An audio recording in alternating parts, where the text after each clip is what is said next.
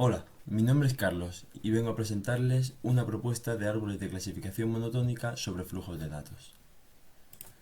¿A qué nos referimos cuando hablamos de flujo de datos en el contexto de la ciencia de datos? Como definición, a rasgos generales podemos decir que es una generación constante de datos por parte de una fuente de información, los cuales en este contexto habrán de ser analizados de forma distinta a la que usaríamos para analizar tablas de datos estáticos, es decir, ya generados atrás en el tiempo y almacenados en tablas persistentes de información. Como ejemplo de flujo de datos podemos tener una compañía de juegos en línea que recopila datos de streaming acerca de las interacciones de los jugadores con el juego y los envía a su plataforma de juegos. Tras ello, analiza los datos en tiempo real, ofrece incentivos y experiencias dinámicas que involucran a los jugadores. Otro ejemplo podrían ser los sensores de vehículos de transporte o equipo industrial y maquinaria agrícola que envían datos a una aplicación de streaming. La aplicación supervisa el rendimiento, detecta cualquier posible defecto de forma anticipada y envía el pedido de un recambio automáticamente, lo que evita el tiempo de inactividad del equipo. Como otro ejemplo podemos ver detección de fraude en tiempo real. ¿Qué tipo de algoritmos para tratamiento de estos flujos de datos existen? Por un lado tenemos el modelo de solo inserción, donde entran los datos de forma secuencial, se tratan tal cual vienen y se mantiene siempre información sobre cada dato. Por otra parte, tenemos el modelo de inserción y borrado, donde los datos que entran pueden ser eliminados en el tiempo o actualizados a nuevos valores. A diferencia del procesamiento de información para bases de datos estáticos, en el procesamiento para flujo de datos son deseadas las siguientes características. Aprendizaje online, es decir, que al recibir un nuevo dato, el modelo ha de realizar el proceso de aprendizaje con ese nuevo dato. Tienen un tiempo restringido de actuación frente a un dato nuevo o su conjunto de datos. Tienen memoria limitada, ya que solo se puede procesar una vez un dato, no se almacena, y hay que tener en cuenta el concept drift o cambio de concepto, ya que es complicado asumir en flujo de datos que estamos trabajando con una distribución de los datos estacionaria, es decir, asumir que la función objetivo no varía en el tiempo en el análisis de datos que llegan en forma constante. Este sería el ciclo de clasificación para flujo de datos. Primeramente, el algoritmo toma el siguiente ejemplo de flujo, solamente uno, como ya hemos dicho antes. Segundo, se procesa el ejemplo actualizando sus estructuras de datos. Como veremos más adelante, serán estructuras basadas en resúmenes debido a la poca memoria y se hará en tiempo limitado. Por último, el algoritmo estará listo para crear un modelo, una predicción en cada momento y para aceptar el siguiente ejemplo. Algunos de los métodos para poder cumplir con las características deseables de Data Streaming son los siguientes. El primero puede ser el método de ventana de tiempo para tener en cuenta el concept drift, con el cual podemos conseguir olvidar los datos antiguos entendiendo que los más recientemente procesados son los que mejor explican el modelo actual al que nos enfrentamos, pudiendo detectar de esta forma los cambios de concepto. Dos tipos de modelos de ventana deslizante pueden ser el basado en secuencia, donde el tamaño de ventana va en función de la cantidad de observaciones del conjunto de datos, y otro, el basado en marca de tiempo, donde el tamaño de ventana queda preestablecido en un valor de tiempo que mide la duración de la instancia del modelo. Otro método para poder cumplir con las características de data streaming es el de muestreo, que sirve para tratar las restricciones asociadas al tiempo de procesamiento de datos y a la memoria limitada. Los tipos son random sampling, que es un muestreo aleatorio; reservoir sampling, donde se almacena una muestra de tamaño k y cada vez que entra un nuevo dato tiene probabilidad k partido n de sustituir a un dato antiguo de la reserva; y el load sharing, el cual elimina secuencias de flujo de datos cuando se producen cuellos de botella en las capacidades de procesamiento. Lo malo del muestreo es la dificultad de obtener una muestra representativa de la población, ya que podemos estar tomando anomalías o valores extremos. Por último, existen problemas que requieren técnicas de procesamiento no exactas para poder evaluar un flujo continuo de datos que requiere cantidad ilimitada de memoria. Como en flujo de datos tenemos la memoria limitada, estos algoritmos producen soluciones aproximadas a dichos problemas para poder mediar con dichas cantidades de datos siempre y cuando dichas soluciones no suponen cierto nivel de tolerancia al fallo. Las técnicas de tratamiento de estos se basan en la compactación de información en estructuras como sinopsis, bocetos y resúmenes. Procedemos ahora a la explicación de la clasificación ordinaria y monótona, el segundo de los pilares fundamentales para poder explicar nuestra propuesta. Antes de proceder con la explicación de clasificación ordinaria y monotónica en sí, procedo a definir de forma rápida los conceptos de función monótona y principio de dominancia. En la figura tenemos representadas las instancias X y X', que tienen una serie de atributos, con sus correspondientes etiquetas de clase I e Y'. Como en el ejemplo de la imagen inferior, si el valor de todos los atributos de X es mayor o igual que el valor de los de X', la etiqueta de X será mayor o igual que la de X', y entonces diremos que X domina a X'. Esto es lo que llamamos el principio de dominancia. En la práctica no se aplica tan restrictivamente este concepto, sino que más bien se habla de dominancia estocástica, es decir, en términos probabilísticos. En este caso, decimos de forma genérica que la probabilidad de que la etiqueta de X sea mayor que la etiqueta de X' es más alta que el caso contrario, es decir, que la de X' sea mayor. Además, en muchas ocasiones este concepto de dominancia no se aplica sobre todos los atributos, sino que se aplica a una selección de características que nos interesan para evaluar dicha relación de dominancia. Función monótona. Basándonos en este principio, llegamos a la definición de función monótona, donde se cumple que cualquier par de instancias escogidas de la población cumple el principio de dominancia, ya sea de forma creciente o de forma decreciente. Ahora sí, procedemos a la definición del objetivo principal de este apartado. En la clasificación ordinal tenemos que los valores de la clase aguarden entre sí una relación de monotonía, es decir, que están ordenadas, pero los atributos de las instancias no aguarden ninguna relación con la clase. Un ejemplo de ello sería predecir si la experiencia de un cliente en un escape room ha sido mala, normal o buena, en función de ciertas preguntas que no aguardan relación con su satisfacción durante la experiencia, como la cantidad de participantes o la sensación térmica, por ejemplo. Por otra parte, en la clasificación ordinal con restricciones monotónicas, además del orden existente entre valores de clase, existe una relación monotónica entre la evaluación de los atributos de una instancia y la clase asignada a esta. Por ejemplo, a la hora de predecir el precio de una vivienda, su atributo número de habitaciones sabemos que aguarda una relación de monotonía con el valor de la clase que se le vaya a asignar, ya que a mayor número de habitaciones, mayor será su precio. El uso de restricciones monotónicas en una tarea de aprendizaje queda motivado por los siguientes hechos. Cuando el tamaño del espacio de la hipótesis es reducido, es decir, cuando hay pocas clases, lo cual facilita el aprendizaje. Cuando queremos utilizar otra medida, además de la precisión para dar validez a un modelo, la medida de monotonía para evaluar la interpretabilidad, para ver si nos está siendo útil el modelo que vamos a crear para la predicción, lo cual está unido con la siguiente motivación, que es que nuestros modelos han de aumentar la interpretabilidad de los resultados, es decir, han de ofrecer resultados más realistas al tener en cuenta el conocimiento que le ofrecemos sobre la relación de atributos y clase. Métodos de clasificación no paramétricos, los cuales aceptan distribuciones no normales y actúan sobre variables discretas y nominales. Por un lado tenemos la aproximación plugin, la cual proviene de la regresión isotónica, es decir, que la predicción ha de ser creciente o decreciente, pero nunca una mezcla. Y se utiliza un vector de estimadores de densidad condicional, lo cual nos da la probabilidad de pertenecer a cada una de las clases para cada instancia. Por otro lado tenemos la aproximación directa, la cual se basa en la minimización del riesgo empírico en funciones monótonas, es decir, minimizar la sumatoria de la función de pérdida para cada instancia teniendo en cuenta las restricciones monotónicas. Como ejemplo, podemos ver la comparación de dos compañías donde una domina sobre la otra en términos de todos los indicadores financieros. Debido a esto, la compañía dominante ha de tener una evaluación final superior a la compañía dominada.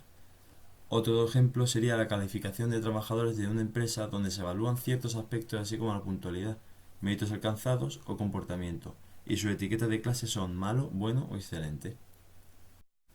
Procedemos ahora a explicar el último de los pilares fundamentales para poder explicar nuestra propuesta, que son los árboles de decisión. Estos son algoritmos de aprendizaje supervisado cuya representación gráfica es forma de árbol invertido formado por nodos, raíz, decisión y hoja, y ramas que los conectan, y nos sirven para representar y categorizar una serie de condiciones que ocurren de forma sucesiva.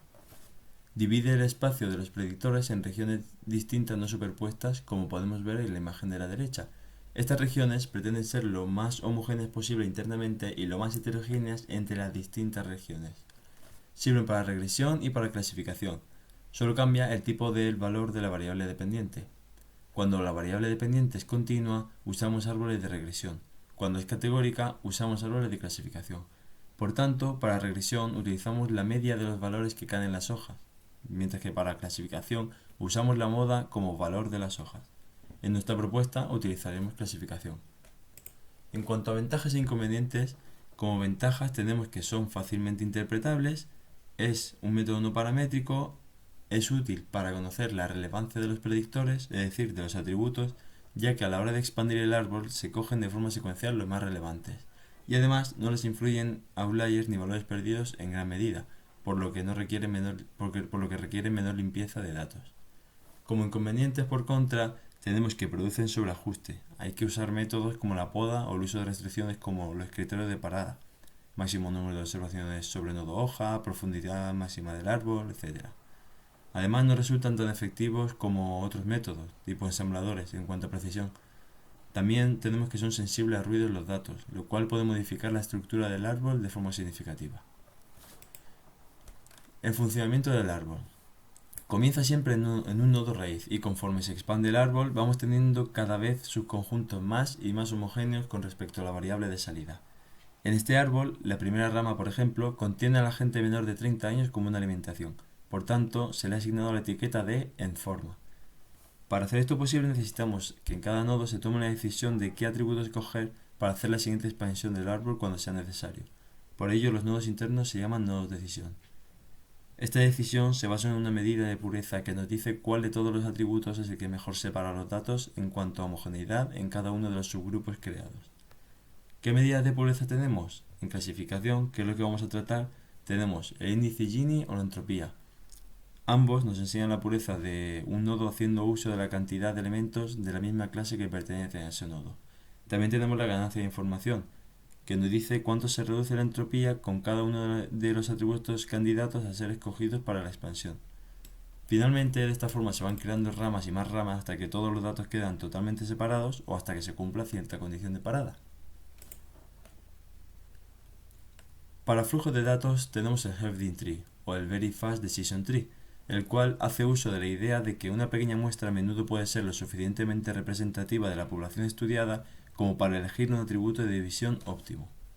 Con Hefdin Tree nos aseguramos de que los árboles creados son similares a los que se crean con un proceso batch, ya que la cota Hefdin nos garantiza que el modelo obtenido no difiere de forma significativa de aquel que se obtendría con todos los datos. Esta idea está respaldada por la cota Hefdin, que cuantifica el número de observaciones necesarias para poder estimar el atributo de expansión.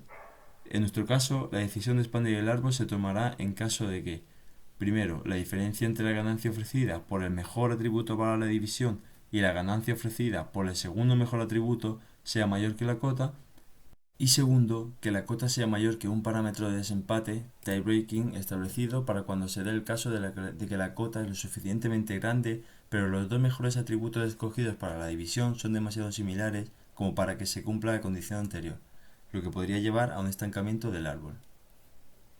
El problema de Hefdin Tree es que no tiene en cuenta el concept drift, el cambio de concepto, por lo que ante cambios de concepto en el flujo de datos puede ofrecer malos resultados. Para solventarlo existen varios algoritmos que sí lo tienen en cuenta, como el Concept Adapting Very Fast Decision Tree, el HAT o el Option Trees. Extrapolamos la definición ya comentada de restricciones monotónicas al problema de los árboles de decisión para saber cómo es un árbol de decisión monotónico con el siguiente ejemplo extraído de uno de los artículos de Ben David. En un árbol de decisión decimos que dos caminos distintos del árbol son monotónicos entre sí en caso de que cumplan las mismas reglas de monotonía descritas anteriormente. Es decir, para ser más concretos, en este caso, el crédito ofrecido a un cliente con bajos ingresos ha de ser menor que el ofrecido a uno con altos ingresos. Al mismo tiempo, el crédito ofrecido a un cliente con altos activos ha de ser superior al ofrecido a uno con bajos activos. Por contra, en el otro ejemplo podemos ver cómo esta restricción de monotonía no se cumple, el ejemplo de la derecha, ya que se le ofrece un crédito mayor a un cliente con unos activos inferiores. Problema: el hecho de que todos los ejemplos de un conjunto de datos guarden una relación de monotonía entre sí no garantiza que el árbol de decisión que se genera a partir de ellos sea monotónico. Aprovecho esta pregunta siguiente para comenzar con la explicación de la propuesta. ¿Cómo creamos un árbol de decisión monotónico? Lo vemos a continuación. Ahora que conocemos los tres pilares fundamentales que forman la propuesta, árbol de decisión, restricciones monotónicas y flujos de datos, procedo a explicar la propuesta en sí. Básicamente consiste en utilizar el algoritmo más usado en la literatura como base del experimento, es decir, el Hefdin Tree, que como ya sabemos es un árbol de decisión para flujos de datos para introducirle el conocimiento necesario acerca de restricciones monotónicas y que de esta forma trate de mejor manera a los conjuntos de datos que poseen ese tipo de restricciones, con el fin de obtener mejores resultados en cuanto a interpretabilidad de los árboles que construye a partir de los flujos de datos. ¿Cómo introducimos esas restricciones monotónicas en el Hefdin Tree? Pues lo explico a continuación con los algoritmos desarrollados. El primer algoritmo es el método de poda con matriz de colisiones, donde entrenamos el modelo con datos uno a uno conforme llegan del flujo hasta que se cumple cierto número de iteraciones para realizar la poda. En dicho momento se crea una matriz de colisiones entre ramas, es decir, se observa cuántas veces infringe cada rama las restricciones de monotonía con respecto a otras ramas y, tras esto, se podan las que mayor violaciones de estas restricciones cumplan.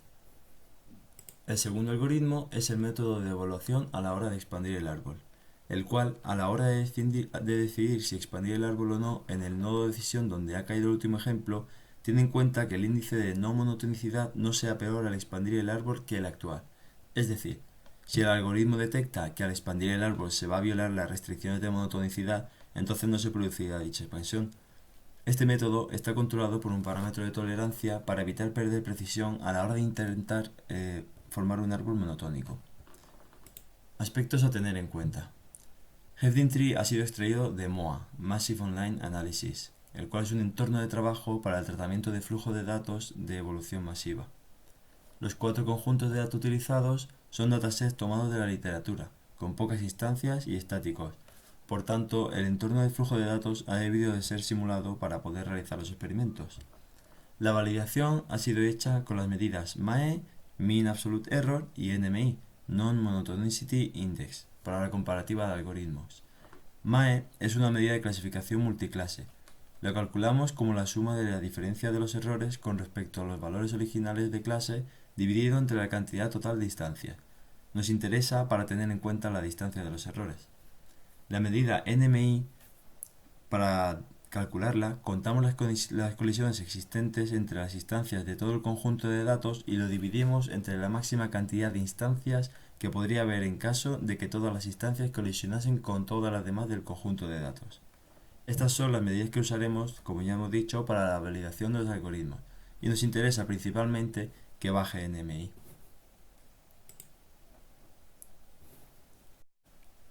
Aquí podemos ver los resultados obtenidos.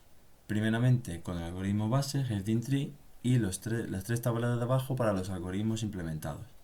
A la vista de estos resultados podemos ver que, aunque no en gran medida, la adición de restricciones monotónicas a los algoritmos de flujo de datos con árboles de decisión resulta ser exitosa, ya que el índice de no monotonicidad desciende al aplicar cualquiera de los algoritmos creados, ya sea el de poda, el de toma de decisión a la hora de expandir los nodos o ambos.